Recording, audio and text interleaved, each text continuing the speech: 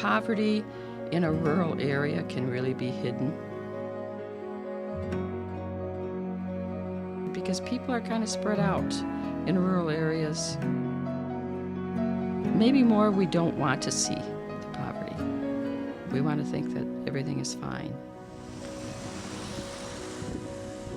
Probably the majority of the people that are poverty-stricken in Pine City have no idea that they're poor. They're out on farms that are just not profitable anymore. They can't make it on a family farm, but they're working their rear ends off trying. That's real poverty, when you're working as hard as you can and you're still going downhill.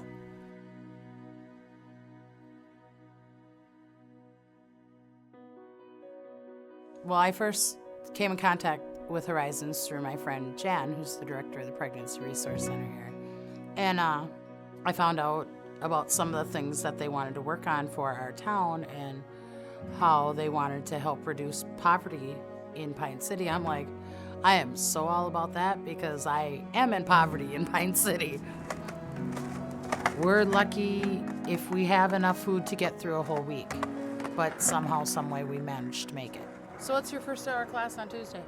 Most people who live in poverty, like myself and a lot of my friends, you know, we're hardworking people and are just trying to do what we need to do to get by, to take care of our families and ourselves and our homes, just like everyone else. All I've ever wanted out of life is to give my kids everything they need and a little bit of what they want. Some of the things I remember from the study circles were that there were intergenerational dialogues that took place, and people of different socioeconomic backgrounds just sort of rolling up their sleeves and working together. And it was really interesting to see the conversations that were had and the types of things that were identified as being problematic in the community, as well as opportunities. Basically, we had a community gathering, a community dinner. You got to stand up and pitch your idea. My husband and I really want people to understand where their food comes from. That's part of our goal of our farm. I never had the idea of starting a community garden. I never did. The idea came out at the study circle talking, and it was just like, this is what we have to do. This is what our community needs. This is for the whole area of Pine City. Everyone has the option of having their own area and grow their own food. They are thrilled to take the items home with them, plus being able to share it with the food shelf. Most of the food we're growing here is going to go to the food shelf. It's where people get free food because they're running out of money and they can't afford food. Last year, the youth gardens gave over 300 pounds of food to the food shelf.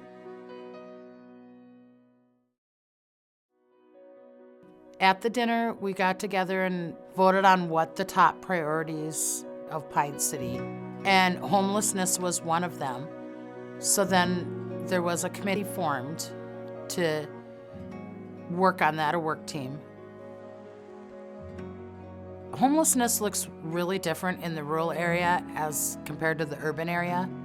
The main face of homelessness in Pine City, which even I myself have been in this situation, is families living with other family members or friends because they've lost their home. The work team that I'm involved in is the People Helping People to Prosper. And I'm like a co-facilitator. We have a few different ideas we want to do. One is we want to maybe find some way to get some transitional housing.